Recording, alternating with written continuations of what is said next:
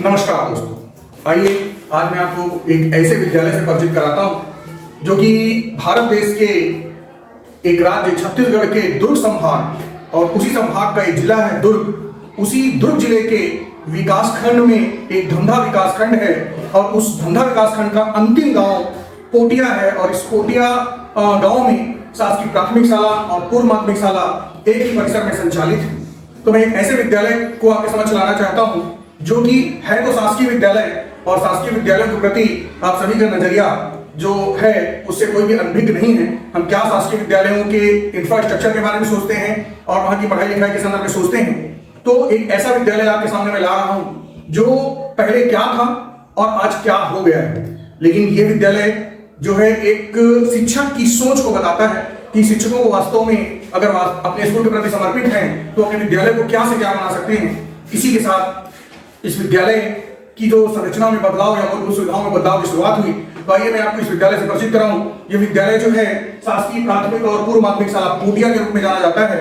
दोनों का अलग अलग डाइस कोड है क्योंकि दोनों विद्यालय एक ही परिसर में संचालित है और दोनों के बीच में अस्थायी बाउंड्री वॉल बनी हुई थी। जब इस विद्यालय में शुरुआत पूर्व माध्यमिक विद्यालय की हुई थी तो ये विद्यालय बहुत ही पुराना है। 1957 में शासकीय प्राथमिक शाला के रूप में इसका प्रारंभ हुआ था और 2006 में प्रोन्नत विद्यालय के तहत इसी के बगल में जस्ट शासकीय पूर्व माध्यमिक शाला का उन्नयन हुआ था।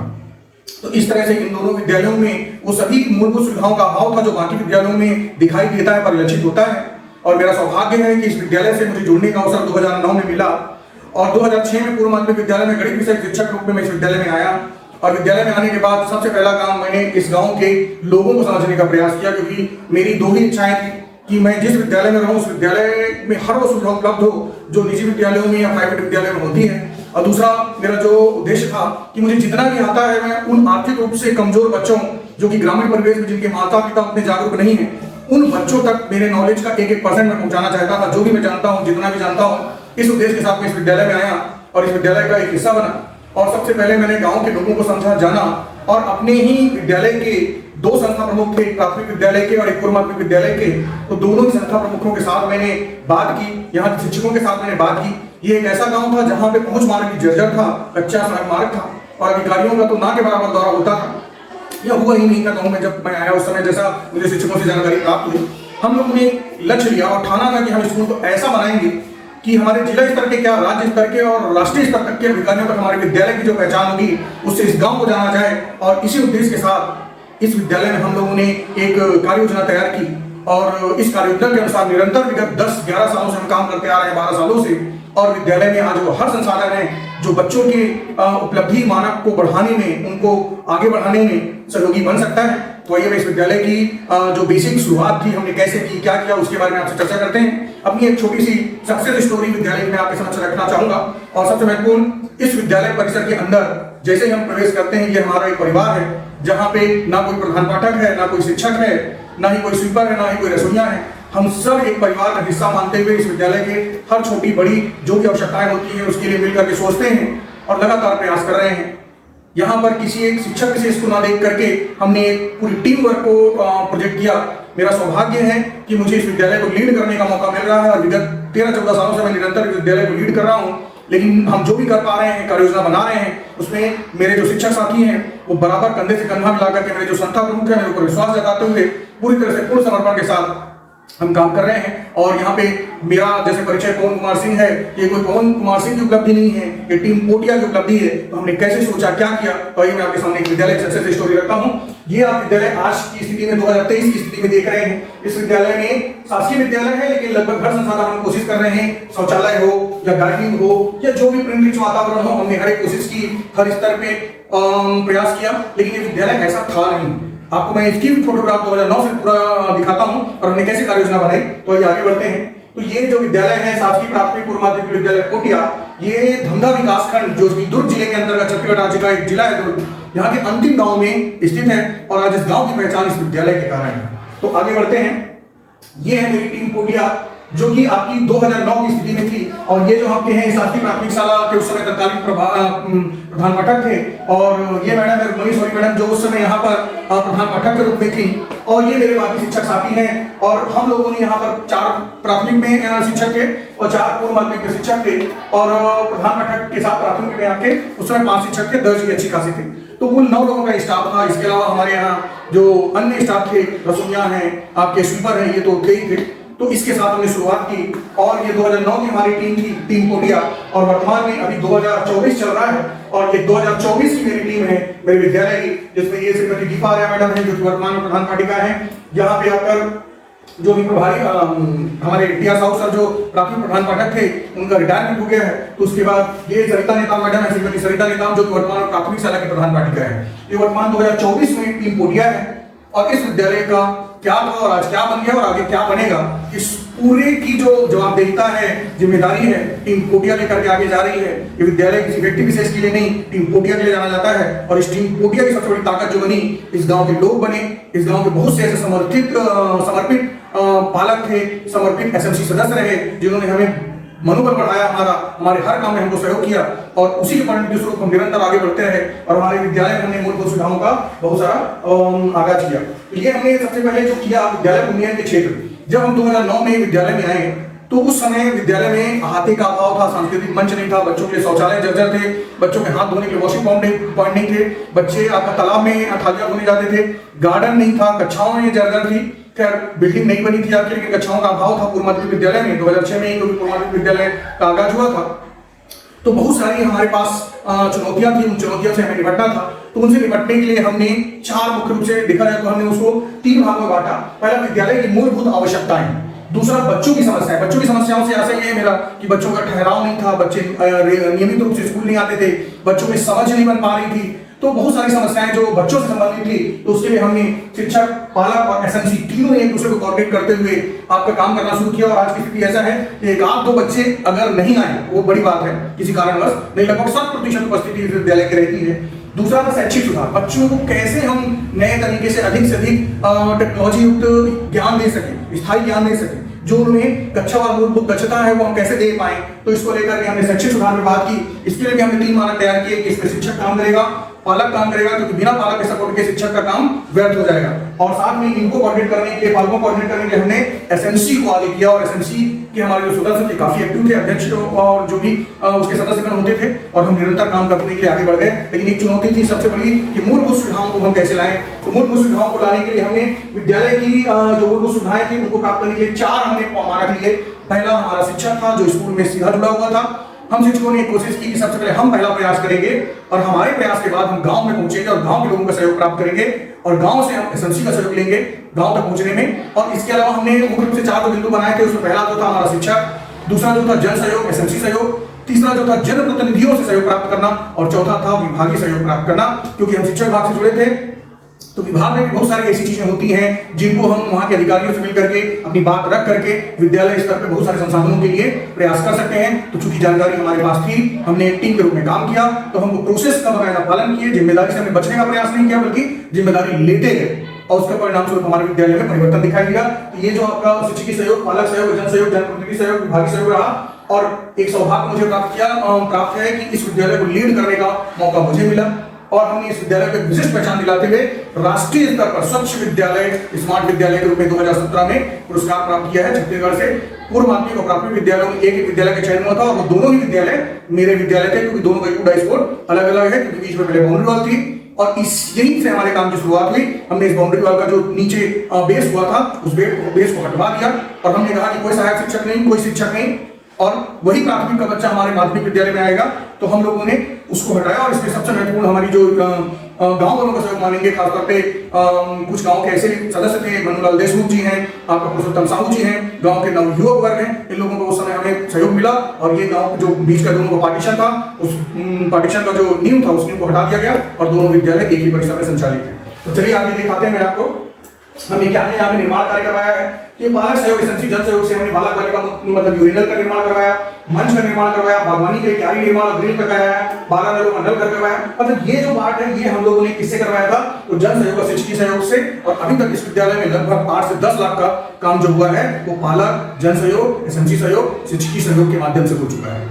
इधर हम बात करें तो शिक्षकी सहयोग से हमने कुछ काम अलग किए जिसमें हमने जन सहयोग को समाहित नहीं किया। तो हमारे शिक्षकों ने भी अपने समय समय में यहाँ पे शासकीय प्राथमिक शाला के जो प्रधान पाठक थे टी.आर. साहू जी, उन्होंने अपने रिटायरमेंट के समय 51,000 रुपए स्कूल को नगद दिया था। इसके पहले भी वो लगातार जो भी हमारी मासिक कार्य योजना बनती थी उसमें अपना सहयोग प्रदान करते रहे और हमारा हर शिक्षक उसमें अपनी यथानुसार यथाशक्ति अपना सहयोग देता रहा। और लगभग अभी तक 5 से 6-7 लाख रुपए तक हमारे शिक्षक साथियों का इस 12 साल में इस विद्यालय में लगा है। इसीलिए विद्यालय में बदलाव दिख रहा है क्योंकि शिक्षकों ने भी इसको अपना घर माना और घर मान करके जो चुनौतियां थी उनसे निपटा, उनसे भागने का प्रयास नहीं किया और विद्यालय को मुकाम प्राप्त किया।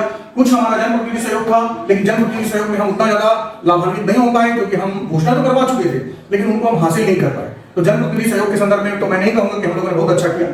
विभागीय सहयोग हमको बहुत ज्यादा मिला। हमने डायरेक्ट इनडायरेक्ट विभाग के माध्यम से जो भी योजनाएं थी, चाहे वो ग्रीन बोर्ड की प्राप्ति हो, चाहे वो फर्नीचर की प्राप्ति हो, चाहे वो मरम्मत कार्यों के लिए जो राशि आती उसके संदर्भ में प्राप्ति हो, हमने हर प्रयास करते हुए जो भी विभाग की तरफ से मदद हो सकती थी उस मदद को हमने प्राप्त करने का प्रयास किया। और इस तरह से विद्यालय की हमारी एक विकास यात्रा चल रही थी जिसकी शुरुआत जो हुई थी 2009 से, क्योंकि इस विद्यालय में मेरा आगमन जो हुआ 2009 में हुआ था और 2009 में मुझे 1 साल पूरा इस गांव को समझने में लगा, मेरे शिक्षक साथियों के साथ मेरे को समन्वय बनाने में लगा और मेरे दोनों प्रधान पाठक जिन्होंने मेरे ऊपर विश्वास दिखाया कि तुम आगे बढ़ो, हम तुम्हारे साथ हैं, इस भाव के साथ हमने काम करना शुरू किया था। और ये आप देख रहे हैं कि 2009 की स्थिति में विद्यालय की स्थिति है। ये प्राथमिक विद्यालय का कैंपस है जो अभी वर्तमान में आपको प्रिंट रिच में दिख रहा था। यहाँ एक पेड़ था इमली का बीचों बीच, जहाँ पे भी आपका छत्तीसगढ़ का स्लोप में एक मैप बन गया है क्योंकि नीम का पेड़ था इमली का, गंगा इमली का, और उसमें कांटे होते थे तो गिरते थे तो उच्च अधिकारियों के कहने पे इसको हमको कटवाना पड़ गया। तो और ये जो देख रहे हैं आप प्रोन्नत सभा के रूप में यहाँ मिडिल स्कूल था और ये दोनों के बीच में नींव डली हुई है जो प्राथमिक विद्यालय की, ये प्राथमिक विद्यालय की नींव थी। यही हमारा पहला काम था कि जिसको हमने हटाया क्योंकि इधर का कैंपस प्राथमिक, उधर का कैंपस मिडिल हो गया था और छोटा सा परिसर था, बहुत बड़ा परिसर नहीं था। तो दोनों को मिला करके एक थोड़ा देखने लायक परिसर बन जाएगा, इसी सोच के साथ हमने इस बाउंड्री वॉल को हटवाया। और इसमें हमारे ये जो बैठे हुए हैं, इधर आप कीर्ति देशमुख जी हैं, मनोलाल देशमुख जी हैं, ये नरेंद्र लीवार जी हैं, जो लोग गाँव के वरिष्ठ बुद्धिजीवी लोग थे जिन्होंने इन प्रयासों में हमारा भरपूर सहयोग किया और एक कदम आगे बढ़कर के गांव वालों के साथ हमारा समन्वय बैठाने में इनका बहुत सहयोग रहा। तो इस तरह से ये 2008 की स्थिति है। बाउंड्री वॉल का देख रहे हैं आप, जानवर बंदे बाउंड्री वॉल तक का अभाव था, तो हमारा पहला प्रयास था ये इसको हटाना था। ये 2009 की स्थिति है, ये भी 2009 की स्थिति है, लेकिन 2009 की स्थिति में एक तरफ से हमने बाउंड्री वॉल बनना शुरू हो गया। जो मैंने आपको पहले फोटो दिखाया था बाउंड्री वॉल एक तरफ कुछ दूर तक बनी थी, फिर ये थोड़ी दूर तक और बढ़ गई थी। ये 2009 की स्थिति में है और ये जो क्वेश्चन देख रहे हैं यही करके हमारा आपका स्लोप वाला आपने छत्तीसगढ़ का मैप देखा था, भारत का मैप देखा था। आगे बढ़ते हैं। ये इसके बाद हमारा 2010 की स्थिति है और 2010 में हमारा परिसर जो है वो पूरी तरह से बाउंड्री से कवर्ड हो चुका था। अब हमको काम करने का अवसर प्राप्त हुआ क्योंकि इसके पहले हमारा काम करने के अवसर नहीं था, बाउंड्री वॉल ओपन थी। तो यहाँ पे हमारा यहाँ से शुरुआत हुई कहा जाए तो, और ये क्वेश्चन जो है यहाँ पर हमने चूंकि ये प्रोन्नत साल के रूप में हुआ था तो अतिरिक्त कच्छ की हमने डिमांड की और साथ ही साथ पीछे तक की बाउंड्री शेष थी तो उसके लिए भी हमने मांग की थी और यहाँ से भागी मदद हमको मिली थी। उसके बाद हमारा जो पहला प्रयास था वो हमने स्कूल में ये प्रिंट रिच वातावरण किया। ये आदरणीय लोमस दास साहू जी हैं जिनके द्वारा लिखने का काम किया गया और जो चित्र बने हुए दिख रहे हैं वो सारे चित्र मेरे द्वारा स्वयं के द्वारा बनाए गए। हमको टाइम जरूर लगा, समय लगता था बनाने में क्योंकि हम लोग पेंटर तो थे नहीं, लेकिन धीरे धीरे धीरे खाली टाइम में करते करते हमने धीरे धीरे इसको प्रिंट रिच देना शुरू किया। और ये शुरुआती काम था जिसमें हमने किसी प्रकार का सहयोग नहीं लिया, हमारे शिक्षक साथियों ने हमने स्वयं कलेक्शन किया और उससे ही हमने सामान लिया और प्रिंट रिच वातावरण तैयार करने का काम किया था। ये आपको मैंने दिखाया। अब ये देखिए ये आपका 2021 का जो फोटो है, यहाँ पे जो शुरुआत में मैंने आपको फोटो दिखाया था लोग बैठे हुए थे, ये वो एरिया है, ये पेड़ है और यहाँ पे हमने स्लोप में डाला। इस एरिया में हमने गार्डनिंग और ये सारी चीजें हमने मतलब उस समय की थी। उसके बाद ये आज की डेट में 23-24 की स्थिति में ये कैंपस है हमारा मिडिल स्कूल वाला कैंपस है जो आपको शुरुआत में दिखाई, ये वाला मिडिल बना था और ये प्राइमरी का कैंपस था। ये प्रिंट रिच 2023 की स्थिति में है। ये जो देख रहे हैं आप ये भी प्रिंट रिच 23-24 की स्थिति में है, लेकिन इसका निर्माण हमने 2018 में करवाया था छत्तीसगढ़ के नक्शे का निर्माण और 2017 में क्यारी जीर्णोद्धार के तहत ग्रिल लगाया गया था। जो ये आप चारों तरफ ग्रिल देख रहे हैं तो ये क्रम और ऐसा नहीं है क्रमशः हुआ था। जैसे ये मैंने आपको फोटो दिखाई 2009 की फोटो है, यहाँ पे सांस्कृतिक मंच है वर्तमान में जो पहले नहीं था और यहाँ पर एक अतिरिक्त कक्ष प्राथमिक शाला के आया जो अभी नहीं दिख रहा है आपको। और ये पीछे तरफ का जो एरिया यहाँ गार्डनिंग और प्लस बच्चों के हाथ वॉशिंग पॉइंट जो बनाया गया वो भी है। तो ये देखिए आपका ये देखिए ये पोर्शन हमने मिडिल के लिए एक एमडीएम कक्ष की मांग की थी विभागीय तौर पे। यहाँ पर जो हमारा नल घर आगे बनेगा वो हम लोगों ने शिक्षकों और जन सहयोग के माध्यम से किया था। तो इस तरह से ये 2009 में विद्यालय के बाहर परिसर की स्थिति थी। और उसके बाद ये जो क्वेश्चन आप देख रहे हैं, यहाँ मंच नहीं है। सबसे पहले हम लोगों ने गांव वालों के सहयोग से शिक्षकों ने इसमें 18,000 रुपए प्लस 29,000 रुपए गांव से हमने जन सहयोग लिया और लगभग 29 और 18 लमसम 48-49,000 रुपए जो हमारा इकट्ठा हुआ, उससे हमने एक सांस्कृतिक मंच तैयार करवाया बच्चों के लिए। उस मंच में फिर हम विधायक महोदय के पास गए और विधायक महोदय से हमने इसकी छठ ढलाई की बात की, तब उनके द्वारा हमें 1,20,000 रुपए लमसम की राशि प्राप्त हुई। उससे ये हमने मंच का छठ जीर्णोद्धार करवाया और ये छठ ढलाई हुई। और वर्तमान में ये जो है आप जो देख रहे हैं, ये सांस्कृतिक मंच, ये पूरा प्रिंट रिच के वातावरण के साथ, ये पोर्शन जो ओपन था, गंदा दिख रहा था, यहाँ पे हमने बच्चों के हैंड वॉशिंग पॉइंट के लिए 12 नलों का एल शेप में एक गार्डनिंग जो है ग्रिल सहित ये जो देख रहे हैं आप, और यहाँ पे मिडिल स्कूल के लिए एमडीएम कक्ष का निर्माण हुआ जो ओपन एरिया था। तो ये आपका धीरे धीरे करके क्रमबद्ध रूप से काम हो। और आज की कंडीशन अगर देखें 2017 की स्थिति में जब हमको स्वच्छ विद्यालय में पुरस्कार मिला था, तो उस समय ये स्थिति हमारे सांस्कृतिक मंच की थी। तो ये एक दिन में नहीं बना, पहले हमने मंच बनाया, फिर उसकी छठ ढलाई की बात की, फिर हमने प्रिंट रिच किया, मतलब एक समय में। और सबसे महत्वपूर्ण चीज, किसी चीज को बना लेना बड़ा आसान होता है, बनाए रखना मुश्किल होता है। और हम 2011 से अभी 2024 तक लगातार इस विद्यालय में निरंतर नए नए कुछ ना कुछ कार्य योजना पे काम कर रहे हैं और जो पुरानी हमारी स्थितियां थी उसको बनाए हुए रखे हैं, ये हमारी उपलब्धि है।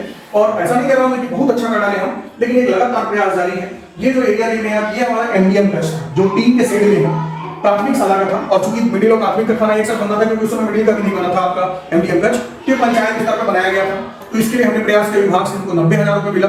गांव से हम लोगों ने लगभग 40,000 का कलेक्शन किया और 20,000 मेरे टीचरों ने सिलेक्शन कलेक्शन करके हम लोगों ने सहयोग किया। इस तरह लगभग 1.5 लाख 1,55,000 के आसपास हमारा यहाँ पर एमडीएम कक्ष बना। और ये एमडीएम कक्ष ये था, ये देख रहे हैं, इसमें आपका सामने हमने बरामदा बनाया जो सामान्य तौर पर बाकी विद्यालयों में उसे अलग करके अपनी सुविधा अनुसार हमने इसको डेवलप किया। यहाँ पे हमने बरामदा बनवाया, इसके अंदर में एक हमारा स्टोर रूम है और उसके अलावा एक साइड में हमारा वॉशिंग पॉइंट भी बना हुआ है अंदर में ही, और रनिंग वाटर की कंटिन्यू सुविधा भी है, ताकि मतलब रसोइयों को भी सुविधाजनक स्थिति बन जाए और सारी चीजें सामान्य तौर पर अच्छी हो जाए। तो ये इस तरह से ये आपको वर्तमान में हमारा किचन सेट जो है ये इस तरह का दिखता है। और ये वर्तमान स्थिति है किचन सेट की, 2 साल पहले की स्थिति है और वर्तमान में भी ऐसा ही है। आगे हम बढ़ते हैं। तो ये गार्डनिंग के संदर्भ में हमने जो शुरुआत की, शुरुआत में आपको मैंने स्कूल फोटो दिखाई, उसमें कोई गार्डनिंग नहीं थी क्योंकि आता ही ओपन था। हमने शुरुआत की ईंटे से, हमने ईंटों को लेकर के, और उस समय हम पौधे खरीदने के लिए सक्षम नहीं थे, तो हम लोगों ने जो चिरई का पेड़ होता है उसी के फूलों को लगाया था। तो इस तरह से वहां से हमारी शुरुआत हुई ईंटे वाली क्यारी से। उसके बाद हमने ग्रिल का पार्टीशन करवाया, हमने स्कूल में गमले खरीदे और बाहर से महंगे महंगे जो पौधे होते हैं, गुलाब के हैं, अलग अलग फूलों के हैं, आपके सजावटी पौधे जो है उन सबको हमने परचेज किया और उसके बाद हमारा एक गार्डन का निर्माण शुरू हुआ यहाँ पे। और ये देख रहे हैं आप, आज के डेट में ये हमारा गार्डनिंग है पूरा। ये आपके हमने और इसको नवा चाव देने के लिए कमाल की जुगाड़ को दिमाग में लगाते हुए टायर खरीदे बाहर से 100 रुपए में। उन टायरों के ऊपर हमने फूलों के पेड़ लगाए और जब ये अपना रूप लेते हैं तो बहुत ही मनमोहक प्रतीत होते हैं। और इसको नया रूप लेकर के कमाल से जुगाड़ के लिए हमने यहाँ पे बात की। ये जो आप देख रहे हैं हमारा छोटा प्रवेश द्वार है, अभी हमारे नए प्रवेश द्वार का निर्माण जारी है। इस सत्र में 2024-25 में हम एक नया प्रवेश द्वार बना रहे हैं। बड़े साइज का गेट है हमारा, एक छोटा गेट था जिसका निर्माण हुआ था। ये जो आप अलग अलग देख रहे हैं हमारे विद्यालय की गार्डनिंग है। और ये मैं शौचालय की बोलाता हूँ, ये 20,000 वाला हर विद्यालय को शौचालय मिला था, 3 सीढ़ी के साथ बना था सोखता के पैटर्न पे। हम लोगों ने इसके लिए टीचरों ने 28,000 रुपए का कलेक्शन किया। हमारे गांव से हम लोगों को 60,000 रुपए करीब का कलेक्शन मिला और हमने इसका टंकी बनाया और साथ ही साथ छत ढलाई करवाई। ये जो देख रहे हैं आप, वो जर्जर शौचालय था और इन जो प्रवेश द्वार थे इनका हमने मरम्मत करवाई और छत ढलाई करने के बाद एक व्यवस्थित शौचालय हमने बनाया। इधर जो शौचालय है बालक शौचालय है जो हमको विभाग की तरफ से मिला।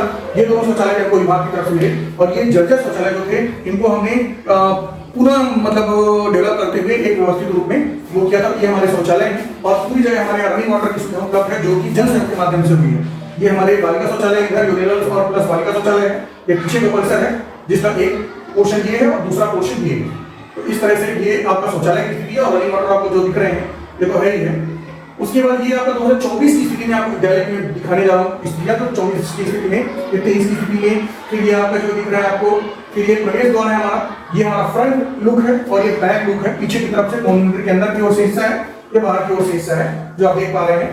उसके ये जो है हमारा बच्चों के बीच में देशभक्ति का भाव जगाने के लिए हमने एक भारत के नक्शे में यहाँ पे वो किया था जो कि जर्जर स्थिति में वर्तमान में पहुंच गए हैं और इसका जीर्णोद्धार करके हम इसको कुछ नया स्वरूप देने के लिए इसी सत्र में प्रयास है 24-25 में और जल्दी वो नया स्वरूप दिखेगा। और विद्यालय में इसी सत्र में हमारे सरस्वती मंदिर और एक बड़े प्रवेश द्वार का निर्माण कार्य चल रहा है। और ये जो देख रहे हैं आप, यहाँ पर आपका गंगा इमली का पेड़ था, ये भारत का नक्शा और छत्तीसगढ़, ये हम लोग एक स्वाइन बनाया है। ऐसा नहीं कि हमने बाहर से मिस्त्री बुलाया था, हम लोगों ने स्वयं चाक से पहले खींचा, फिर वहाँ पे गड्ढा किया, फिर तार बिछा करके यहाँ इसकी ढलाई करने का काम हम ही लोगों ने किया। पेंटिंग जरूर हमारे पेंटर के द्वारा जो देख रहे हैं हम इसको करवाया था। उसके बाद ये जो आप देख रहे हैं ये हमारा पूरा कैंपस है, ओपन बड़ा कैंपस है। ये सांस्कृतिक मंच है आपका, ये वॉशिंग पॉइंट है जो 12 नंबर मैंने आपको बताया था, जहाँ पे बच्चे मध्याह्न एंगल के समय अपने हाथ हैंड वॉशिंग करते हैं। ये पोर्शन जो वही है पूरा दोनों पोर्शन। ये हमारा जनपद सदस्य के माध्यम से हम लोगों ने आरोग्य की व्यवस्था की और शिक्षकों के सहयोग से हमने इस एरिया में टाइल्स करवाया। तो इस तरह से हमारे पीने का पानी, साफ सुथरा पीने का पानी जो है बच्चों को मिल पाए, इसकी एक व्यवस्था थी। और ये जो है पीछे तरफ शौचालय के पश्चात बच्चों के लिए बहुत सारे नलों की व्यवस्था करके हमने अलग अलग जगह वॉश बेसिन लगाने की बजाय नल कंटिन्यू एक जगह लगा के 6 नलों में वॉश बेसिन को बना दिया। पीछे की ओर शौचालय में अगर बच्चे जाते हैं तो यहाँ पर आपको यूज कर सकते हैं और उसके लिए साबुन रखा रहता है, बच्चे यूज करते हैं। उसके अलावा ये हमारे शौचालय की स्थिति है। हमारा डिजिटल शिक्षण जो पहला प्रयास था ये शिक्षकों के द्वारा किया गया और हम लोगों ने 28,000 रुपये इकट्ठा किए, जिसमें से मुझे स्वयं को शिक्षा दूत पुरस्कार मिला था, ज्ञानदीप पुरस्कार मिला था और हमारे सर को शिक्षा दूत मिला था।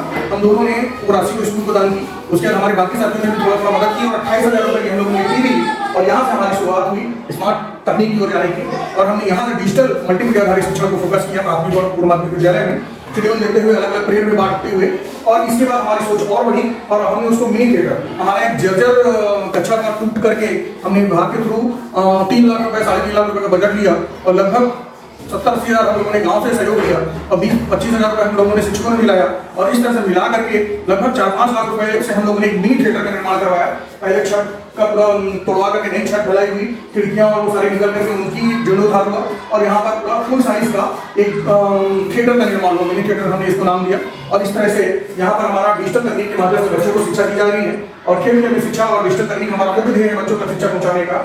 और यहाँ से और एक हमारी भाव आया कि हमने सेजेस विद्यालय में देखा कि उनके यहाँ टच स्क्रीन पैनल है लेकिन यूज नहीं हो बहुत सारी जगहों। हमने सोचा क्यों अपने विद्यालय के प्रयास किया जाए। और चूंकि मैं जिला स्तर पर क्योंकि परीक्षाओं को भी देख रहा हूँ तो आदरणीय हमारे जिला शिक्षा अधिकारी महोदय से मैंने चर्चा की कि अगर मेरे विद्यालय में मिल जाएगा सर, वहाँ से पूरे छत्तीसगढ़ के बच्चे लाभान्वित हो सकते हैं, दूर जिले के बच्चे लाभान्वित हो सकते हैं। तो आदरणीय सर ने मेरी मांग रखते हुए विद्यालय को एक डिजिटल बोर्ड प्रदान किया और आज मेरे विद्यालय में डिजिटल टच स्क्रीन पैनल युक्त स्मार्ट कक्षा है, जो कि शासकीय विद्यालय में खासतौर पे जो हमारे सेजेस या अदर जो विशेष विद्यालय हैं उनके अलावा मेरे पास पहला विद्यालय है जिसके पास टच स्क्रीन ये स्मार्ट युक्त पैनल होगा। तो इसमें हम लोग बच्चों को डिजिटल तकनीक से शिक्षा दे रहे हैं। साथ ही साथ ये लाइब्रेरी हमारे पास एक कक्ष उसमें अतिरिक्त कक्ष निर्मित हुआ था। तो उस कक्ष में हम लोगों ने जन सहयोग के माध्यम से कलेक्शन किया, टीचरों ने कलेक्शन किया और हम लोगों ने एक लाइब्रेरी बनाई जिसमें हमारा उद्देश्य था कि बच्चे या तो यहाँ से जो हमारे बच्चे हैं जिसमें हमारे पास प्रतियोगी परीक्षाओं की पुस्तकें उपलब्ध है, बच्चे यहाँ से या तो उनको अपने घर ले जाएं या तो यहीं पर बैठकर पढ़ने की शुरुआत करें, कम से कम पढ़ने की आदत रेगुलर लाइफ में डेवलप हो जाएगी। इस उद्देश्य के साथ हमने काम किया था। और ये लाइब्रेरी ये बच्चों का एक अनुशासनात्मक हमारे यहाँ जो बाल कैबिनेट के नियंत्रण में बच्चों में एक अनुशासन जो होना चाहिए उसके लिए हमने ये प्रयास किया। और ये हमारे यहाँ के एसएमसी के लोग हैं, बहुत कम स्कूल होंगे जहाँ इस संख्या में मतलब पालक उपस्थित होते होंगे। हमारे एसएमसी की बैठकों में हम पालकों को भी आमंत्रित करते हैं, महिलाओं को भी आमंत्रित करते हैं, तो ज़्यादातर उपस्थिति रहती है और इन्हीं सबकी ताकत के कारण हम इस स्कूल में कुछ बेहतर कर पा रहे हैं। आगे देखिए मैं आपको ये हम देखिए बच्चों को जो एजुकेशनल टूर पे ले जाते हैं तो ये हमारे एजुकेशनल टूर की फोटोग्राफ से जिसमें बच्चों को हम ले गए। ये हमारी माताएं हैं जो विद्यालय बराबर अलग अलग बैठकों में शामिल होती हैं, पालक शिक्षक जो बैठक होती है। और हमारे जो टीचर है प्राथमिक विद्यालय के जो शिक्षक हैं बीच में आंगनबाड़ी का भी दौरा करते हैं और आंगनबाड़ी का दौरा करते हुए वहाँ पर भी जो बच्चे हैं उनके साथ बराबर टच में रहते हैं तो वही बच्चे हमारे पास आने वाले हैं तो उनको क्या पढ़ाना है, कैसे पढ़ना है, क्या देखें, तो बीच में हमारे शिक्षक वहाँ पर जाकर अपना एक आकलन करते रहते हैं। गाँव बुजुर्ग लोगों को विद्यालय से जोड़ते हुए स्कूल समय के अतिरिक्त हमारे आदरणीय डॉक्टर बी रवि सर के नेतृत्व में हम लोगों ने लोक सियानशाला चालू की थी। और इस लोक सियानशाला का उद्देश्य जो हमारा था वो ये था कि जो बच्चे अपने राज्य की संस्कृति को भूलते जा रहे हैं तो उस संस्कृति का ज्ञान उनको होना चाहिए। तो इस संस्कृति के ज्ञान के लिए हमने बुजुर्गों को खाली समय में आमंत्रित करते हुए जो भी छत्तीसगढ़ के तीज त्योहार परंपराएं हैं उनसे कहानी के रूप में बच्चों को अवगत कराया। जो बच्चे आज के डेट में हरेली का पर्व मनाते हैं लेकिन क्यों मनाया जाता है, कब मनाया जाता है, तो क्या ध्यान रखा जाता है, इन चीज़ों से अवगत नहीं है। तो इसके अंतर्गत हम लोगों ने लोक सियानशाला के ऊपर एक नया कॉन्सेप्ट शुरू किया था और इसी को हमने मीडिया कवरेज में दिया था। उसके बाद एक और महत्वपूर्ण हम लोगों ने जो अपने विद्यालय में चालू की हमारा पढ़ना जो है उसका वास्तविक उद्देश्य था। बच्चों से पूछोगे अगर स्कूल में क्या होगा बेटा तो बच्चे लोग पुलिस टीचर यही बोलते हैं। हम लोगों ने शुरुआत की कि सिर्फ पुलिस और टीचर एक पद नहीं होता है, एक जीवन का लक्ष्य नहीं होता है। बच्चा जीवन के किसी भी क्षेत्र में जाने के दरमियान कौन सी चुनौतियां हैं, कैसे बनना है, क्या होता है, तो जो सेलेक्ट हो गए हैं, चाहे वो सामाजिक रूप से कोई राजनीतिक व्यक्ति हो, चाहे वो शासकीय सेवक हो, चाहे बड़े स्तर का अधिकारी कर्मचारी हो, चाहे लोक कलाकार हो, ऐसे लोग जो समाज में अपनी अलग पहचान बना चुके हैं, उन लोगों को विद्यालय में ला करके भूमिका के रूप में बच्चों के माध्यम से, प्रश्नोत्तरी के माध्यम से, कि बच्चे अपनी जो भी जिज्ञासा उनसे प्रश्न पूछें और प्रश्नों के माध्यम से अपनी जिज्ञासा को शांत करें। ये हमारे भूमिका का लक्ष्य है। तो ये कार्यक्रम है जिसमें हमने अलग अलग लोगों को समय समय पर आमंत्रित किया और बीच बीच में हमारा पालक शिक्षक सम्मेलन जो है ये भी होते रहता है। पालक शिक्षक सम्मेलन सालों में उपलब्ध संसाधनों का उपयोग और उसके संबंध में जो चर्चा है, ये आप जो फोटोग्राफ देख रहे हैं, ये जो वृक्षारोपण हमारा एक अलग खेल मैदान है शाला परिसर के सामने ही, वहाँ पे चारों ओर वृक्षारोपण जनप्रतिनिधियों और गाँव वालों के सहयोग से हमारे विद्यालय में हुआ था। उसी दरमियान के फोटोग्राफ ये बीच बीच में हमारे जो टीचर्स हैं, बच्चे हैं, उन सबका हम मंच में ही जन्म दिवस या कुछ खास उपलब्धि वाला जो अवसर रहता है उसको मंच में आपस में शेयर करते हैं, जो आपस में सबको जोड़े रखने में एक अहम भूमिका अदा कर रहा है। ये विशेष पर्वों के अवसर पर गाँव वालों का जो सहयोग विद्यालय को मिलता है, उसके संदर्भ में आप कुछ फोटोग्राफ देख पा रहे हैं। ये जो है मिड ब्रेन एक्टिविटी से है, इसका अलग से कोर्स करने के लिए 7 से 8 हज़ार मिलता है। हमारे विद्यालय की एक शिक्षिका श्रीमती कुमारी मंजूषा डोंगरे मैडम, उनके परिचित जो थे, उन्होंने नाम मात्र 300 रुपए में हमारे बच्चों को मिड ब्रेन एक्टिविटी से परिचित कराया। 5 दिन का कोर्स हुआ जिसमें बच्चे आंख में पट्टी बांध करके चीज़ों को स्केल के माध्यम से पहचान ले रहे थे, पढ़ ले रहे थे। तो उससे हमने बच्चों को कुछ नवाचार देने का प्रयास किया। ये उसी प्रकार का फोटोग्राफ देख रहे हैं आप। मिड ब्रेन एक्टिविटी का जो है ये उसी के 5 दिन की समाप्ति 50 जिला स्तर के अधिकारी उपस्थित हुए और उनके माध्यम से ये कार्यक्रम पूरा सफल हुआ। ये जो है इनके हमारे राज्य स्तर के जो अधिकारी हैं, हमारे आदरणीय एम सुधीर सर, जो कि हमारे विद्यालय में गेस्ट तौर पर हम आए थे और हमारे विद्यालय के जो अलग अलग चीज़ें हैं उनको देख करके काफ़ी प्रसन्नचित हुए कि हमारे विद्यालय का अलग अलग समय जो ये हमारे आदरणीय क्षेत्र विधायक थे लालचंद महात्मा जी, ये हमारे एस प्रकाश सर जो है विद्यालय में निरीक्षण के दौरान उनसे चर्चा करने का, जिलाधीश महोदय थी आर संगीता मैडम, ये आपके जनपद अध्यक्ष थे, हमारे यहाँ वीडियो सर थे, जिला शिक्षा अधिकारी वगैरह। अलग अलग समय में हमारे विद्यालय में निरंतर बड़े बड़े राज्य स्तर से लेकर जिला स्तर तक के अधिकारियों का दौरा होते रहता है। ये आपके आदरणीय सर के समक्ष अपनी बातों को रखने का मुझे अवसर मिला था अपने विद्यालय की उपलब्धियों के संदर्भ में। ये जो कुछ फोटोग्राफ से आपके साथ शेयर कर रहा हूँ, ये कुछ पेपरों की कटिंग्स हैं जो कि हमारे विद्यालय को जो सुर्खियाँ नहीं, समय समय पर मीडिया को मैं धन्यवाद करता हूँ कि उन लोगों ने हमें समय दिया। ये आप देख रहे हैं अलग अलग समय में मीडिया के लोगों में, और ये वो उपलब्धि हमारे विद्यालय के लिए जिसमें ये मुझे 2017 में राष्ट्रीय स्तर पर तत्कालीन मानव संसाधन मंत्री प्रकाश जावड़ेकर जी के हाथों, और ये मेरे विद्यालय की स्वच्छता मंत्री थी, स्वच्छता और मैं स्वच्छता नोडल था, तो हम लोगों ने मतलब जाकर के मानव संसाधन मंत्री श्री प्रकाश जावड़ेकर सर से विद्यालय के लिए स्वच्छ और स्मार्ट प्रेरक विद्यालय के रूप में पुरस्कार प्राप्त किया था, जिसमें हमें 50,000 रुपये की राशि और एक प्रमाण पत्र प्राप्त हुआ है।